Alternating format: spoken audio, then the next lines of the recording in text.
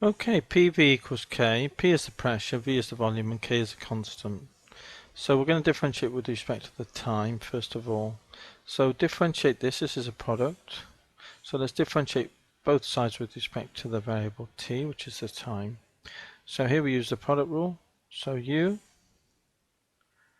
dv, which is dv dt, is next we're differentiating with respect to t, plus v times du dx, which is dp dt, because our x is t, isn't it? So there's a product rule, u dv plus v du equals, and differentiate this side, and the constant goes to 0.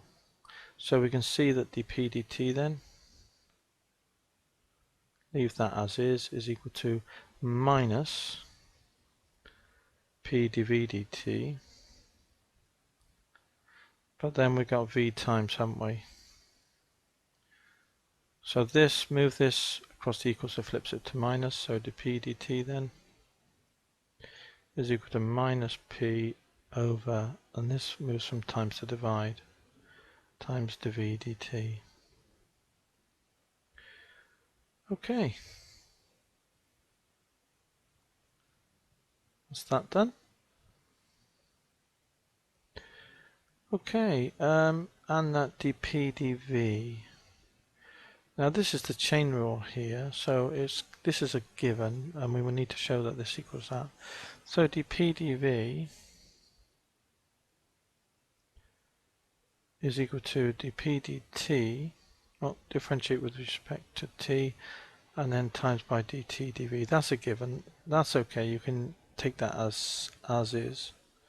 Now what's dp dt? Well, we know what it is here, so we can minus p over v times dv dt times dt dv. And these two are the inverse of each other, so they cancel each other out just as though they were a fraction.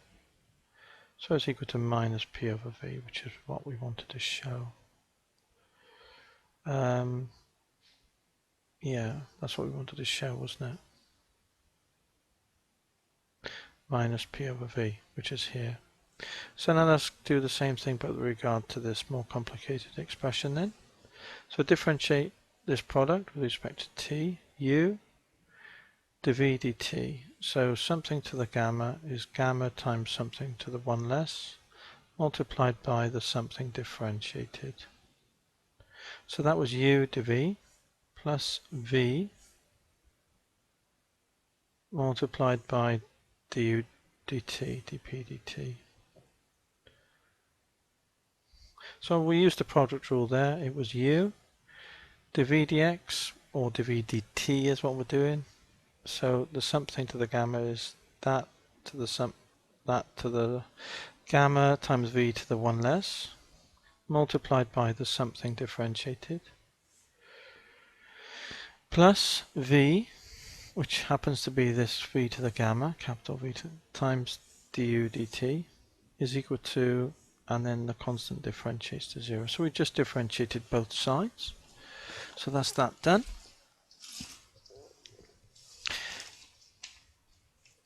Now what do we need to do? Let's just sort my power out. Okay, so now what do we need to do? Oh, we need to rearrange for dp dt, don't we, this thing here. So v to the gamma then dp dt is equal to, move this stuff over there, minus gamma p v to the gamma minus 1, I've just tidied that up, times the dv dt. Now move the v to the gamma underneath, is equal to minus gamma p v to the gamma minus 1 dv dt. Move this v to the gamma underneath.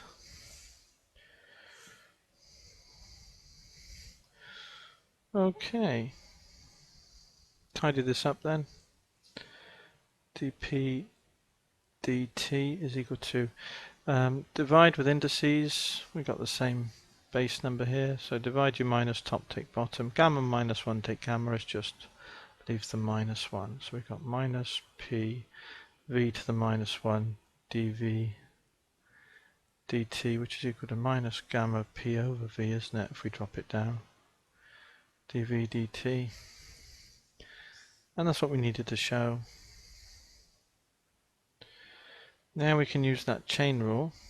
Remember, as we did before, dp dv, this is a given here, is dp dt times dt dv. This is just a formula that you can get given. See how you can think of it as the dt's cancelling, so this is the same. And we have dp dt, so we can put it in. Minus gamma p over v dv dt times dt dv. And again, these two things can be thought of as the inverse of each other, like a fraction.